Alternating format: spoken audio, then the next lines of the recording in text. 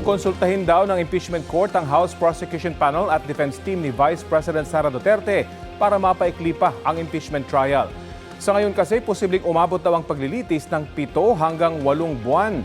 Ayon kay Senate President Win Gatchalian. Balitang hatid ni Von Aquino. Wala nang atrasan ng impeachment trial ni Vice President Sara Duterte sa susunod na Lunes, July 6. Sabi ni Senate President Sherwin Gatchalian, maglalabas sila ng pre-trial order kaugnay sa pre-trial conference. Magsasagawa sila ng dry run ng paglilitis at ng latag ng seguridad. Naghahanda rin siya sakaling siya ang maging presiding officer. Mga 4 na articles at pinag-aaralan natin yung mga isinumite ng prosecution. Of course, pinag-aaralan din natin yung procedures. Ilan araw ko na pinapanood rin yung Corona trial noong 2012. Pero gaano kaya katagal nila inaasahan ang impeachment trial?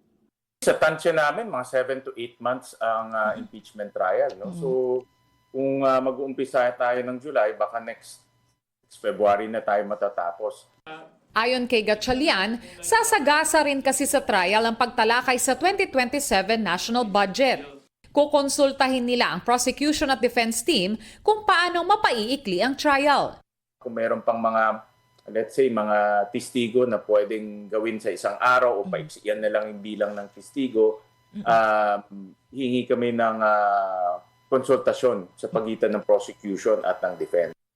Sinusubukan pa ng GMA News na makuha ang panig ng depensa kaugnay sa pahayag ni Gatchalian. Nauna nang sinabi ni Attorney Michael Poa na humiling sila ng at least 30 trial days, pero naniniwala rin siyang masyadong maiksi ang 3 buwan para sa paglilitis. Ayon sa House Prosecution Panel, maaari pang mabawasan ng 62 days na hiniling nila sa impeachment court para makapagpresenta ng ebidensya. Kasi ito po binase po namin sa number ng witnesses na meron po kami. Pero may pagkakataon po kasi na halimbawa isang araw, 2 o 3 testigo ang maipepresenta namin. So mapabawasan din po yan. Pwede rin anyang mapaikli pa ang proseso kung iwi-waive nila ang pagpresent ng mga ebidensya sa iba pang articles of impeachment.